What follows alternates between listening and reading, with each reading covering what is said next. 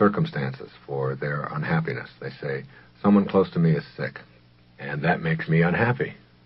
And I said to them, no, that doesn't make you unhappy. Someone else close to you is sick, that cannot make you unhappy. And they said, well, how is that possible? What do you mean? They're sick and I'm unhappy, and they must be making me unhappy. I said, no, supposing that same person was sick and you didn't know about it. You just didn't know they were sick. Could you be unhappy? Well, of course not. How could I be unhappy about something I didn't know about? Well, they were sick. Their sickness didn't cause you to be unhappy. Their sickness existed independent of you. It's when you find out about it and process it and think about it in a certain way and you say, oh, that shouldn't be happening. Oh, that's awful. Or, oh, that's my friend. Or that's my mother. Or, those things shouldn't be happening to me. People don't want to take the responsibility and say, I am making myself unhappy by what I see in life. Now, you may not want to be joyful about someone close to you being sick, but you have to be responsible for what's going on inside of you.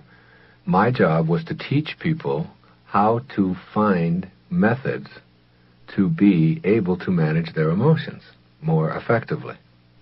I now believe that you have to be the method. Okay? There is no method that you can find. You can't rely on a method any more than if you're overweight, you can rely on a diet. Or if you're smoking, you can rely on a cure or hypnotism or some kind of thing external to yourself. Or if you want to be religious, you can't rely on someone else to do it for you. It's that being that is the big difference.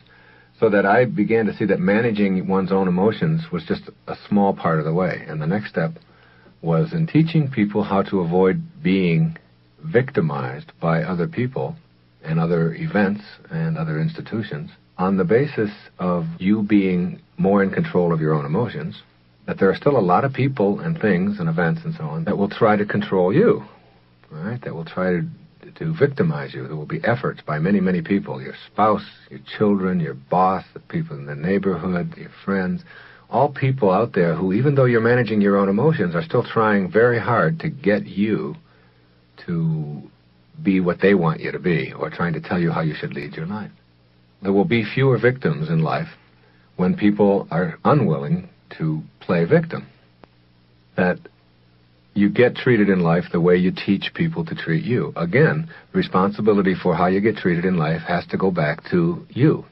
If you've got people that abuse you, or are inconsiderate towards you, who do not like you, who are passing judgment on you, trying to control you, that only happens because you are willing to allow it.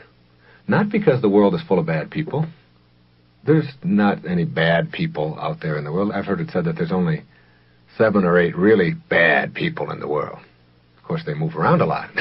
So they're everywhere, right, to a lot of people. But the fact is that however you're getting treated in life, if you want it to change, you must, again, put the responsibility on yourself. No matter what the circumstances, no matter how bad it is for you, that instead of saying, why does my husband treat me this way? Why does my boss treat me this way? You say, what is it about me where I have allowed my boss or my husband or my children to treat me this way? How can I teach them that I'm not willing to put up with that any longer? And learning that is a very important, valuable lesson for any human being. I believe I was directed to help people to understand that they have greatness within them and not to fear that greatness. That the reason people are not good at getting what they want out of life is not so much that they don't have the skills or the abilities, but in fact they don't think that they deserve it. Or if they do think they deserve it, they're afraid of it because it's bigger than I am. And there's a truth out there in the universe someplace, however it works, and I'm studying this now for some books I'll be writing in the future, that says you are not going to get it all. You are it all. You are not going to find happiness. You are happiness. You bring happiness to what you do in life, rather than trying to get happiness out of what you do. Big, big difference between those two premises, because you're not searching for happiness anymore when you have it within you. I always tell people I'm not in the pleasure business. Right? I'm in the happiness business, or the joy business, not in the pleasure business, even though pleasure's great. The distinction I make here is that when you become enlightened, you begin to find happiness in the absences of pleasure in your life. You can find happiness in that. You can embrace your colds, if you will, your headaches or your backaches or whatever, as opportunities. Rather than saying that if I don't have all pleasure, then I can't be happy, what you say is, I am happy even with the things that I don't like that are going on in my life right now. So you learn to find joy in those and embrace those things rather than trying to always send them away. And the suffering that you're experiencing, if you just stop right now and look at your payoffs for it and why you continue to do it, you will see that your suffering comes from wanting the world to be different than it is, or wanting somebody in the world to be different than they are. And when you stop that, when you just accept rather than want, then your suffering has to go out the window with it. And this is not to say that you can't desire things. You don't even have to say you can't want things. You can certainly want anything. But to need it for me to be happy must go. To understand what we're talking about here, you must understand that bringing happiness to something is very much different than trying to get it out of something. And when you are bringing it to something, then you always have it. When you're looking for it, it will always elude you. Always. Make no mistake about it that every emotion you experience in your life is a choice. Not that they're bad. Emotions are wonderful. But if any emotion you experience in your life is immobilizing, keeping you from being where you want to be, keeping you from your purpose, from your mission, from your joy in life. And don't forget that the major purpose of life is to enjoy it. Look, if you learn how to enjoy your life, every moment you have, even the rotten ones, if you can do that, do you understand that you can never be a burden to anyone else? Isn't that the least selfish thing you can do? Isn't that the most glorious and graceful and loving thing you can do, is never be anybody else's burden? That's not selfish to know how to enjoy your life. It's selfless. It's not putting other people down at your expense or anybody else's expense or elevating yourself up to make others look. It's nothing like that. There is only one morality in the universe. Every human being has a right to live their life as they choose to live it, as long as they don't interfere with anyone else's right to do the same. Now, I want to tell you, see, you can image anything for yourself. You can visualize for yourself. You can never visualize for other people to be different than they are. You don't have that kind of capacity, all right? Each person's karma is their own. Each person's life is their own to live. You cannot say, I'm going to image you doing this for me, and if you don't, then I'm going to be happy. What you can say is, I am going to have an image of myself not being upset when you don't do the things that I want you to do, that I would like it better if you did. When you get that image inside of you, then if they do it, that's terrific. And if they don't, you don't look at that as not terrific. You look at that as where they are right now. And Robert Frost had a wonderful definition of love. He said that we love the things we love for what they are. And that same thing goes for people, for what they are, not for what I would like them to be. And we don't alter or want to alter the things we love. You love it for what it is, rather than what it can do for you. Same with your children.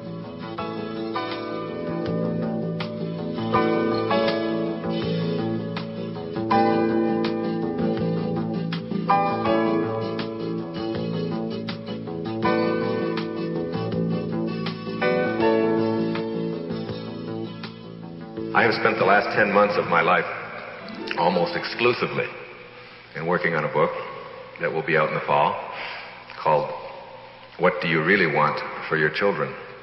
And it's about applying the principles of all of my books to the raising of children. And I think about what is important.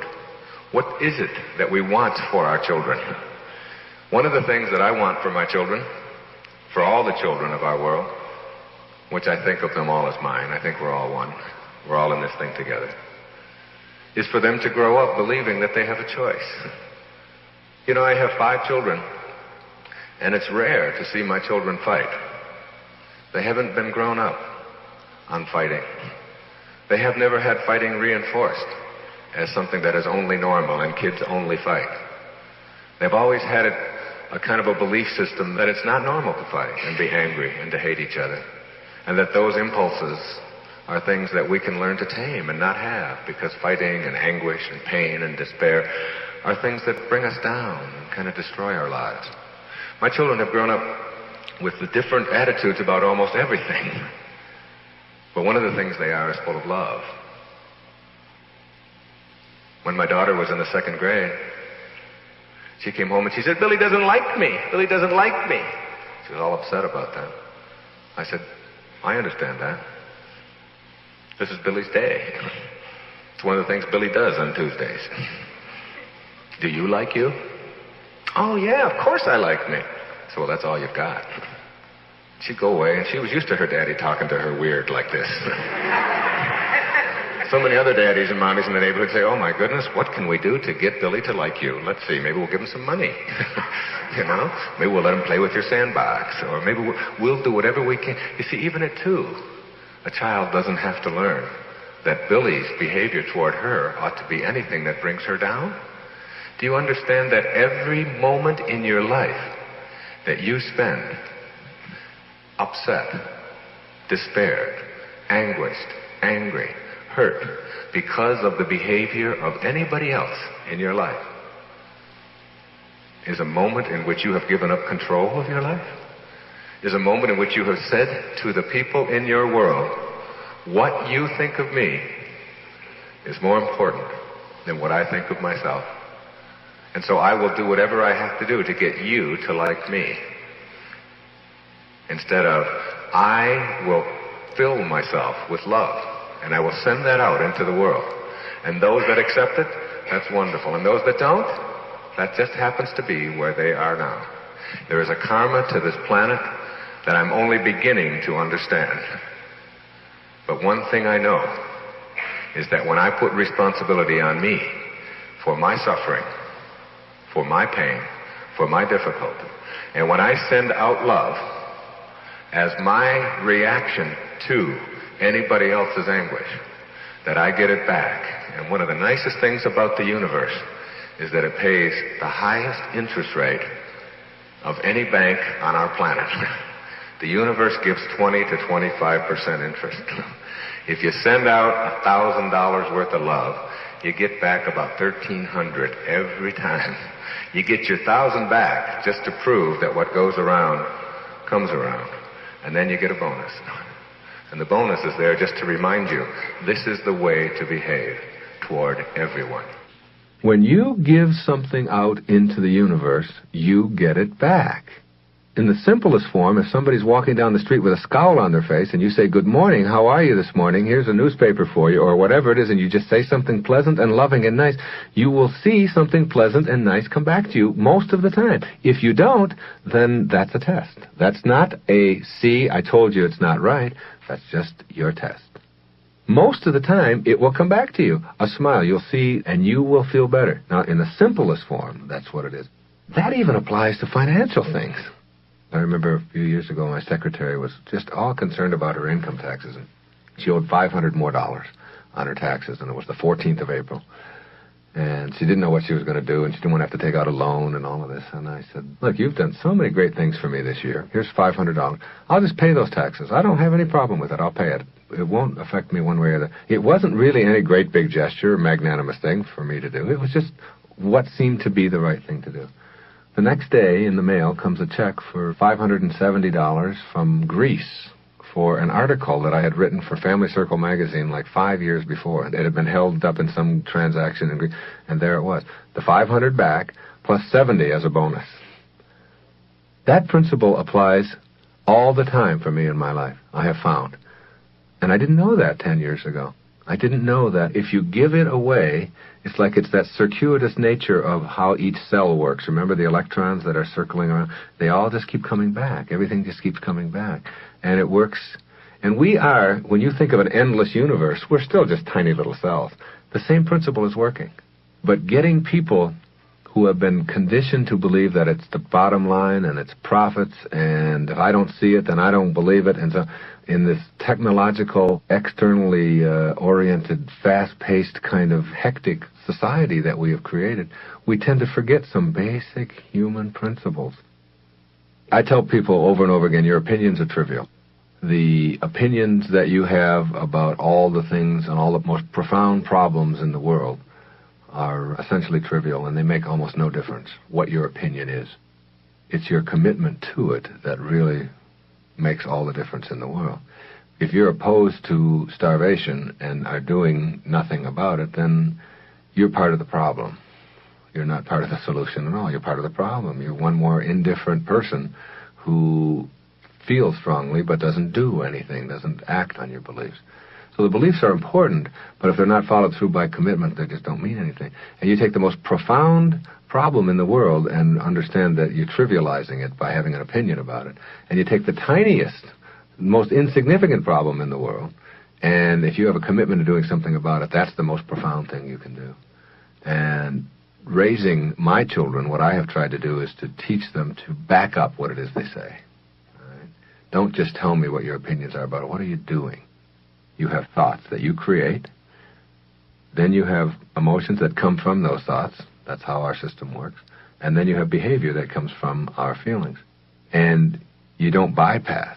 All right? You need to have the opinion, and you certainly need to have the emotion that goes with it. But without the commitment, it's meaningless. It just doesn't make a difference in the world. And making a difference is what it's about. Making a difference is commitment. We just talked briefly about something else that I think is very important, and that is the importance of modeling, or being an example. The highest place you can get to is be the person who whatever it is that comes out of your mouth is what is. And that's the purest form of sanity there is. That's the highest place you can get to, where whatever you say is what you follow through on. And that precludes maybe exaggerating for making a point or something like that. When you let something come out of your mouth, or when you behave in a certain way, that it is consistent always with the beliefs that you have. You're going to exaggerate something that doesn't need to be exaggerated. And you stop yourself. It's the place I'm at now in my life, where I'm trying to do this more and more, working at this, where I might have just exaggerated by a number or something. 2 million books were sold last week instead of 150,000 or whatever it is. And stop yourself. Like the need to distort your reality. Where does that come from? Why do you need to do that? No one cares. It doesn't make any difference. So that when you're doing that, usually if you're lying in any way, you know when you're doing it that it's a distortion. And after a while, if you distort enough, it becomes a habit. And correcting that habit and really going to work on that, whether you call it integrity or whether you call it the ability to live by example, and being a model, like with your children, it's so important to live what it is that you say rather than to be something different for them or try to pretend that you're something different than you are. I don't just get up in front of an audience, or I don't just sit down and write about something that's nice for you, but I don't have to do that. I am it. And what I've written in Gifts from Icus and The Sky's the Limit, particularly in the Raising Children book, is what I am living each day of my life. Getting yourself to that point, that important integrity point, where what comes out of you is exactly what is in the world, and that if you're going to try to be persuasive or be a leader or make a difference in the world, then you do that by modeling, by providing an example up and down the line. And anytime you detract from that example, then you are not being authentic. And being authentic is a part of being enlightened, and it's very important to have that concept down cold.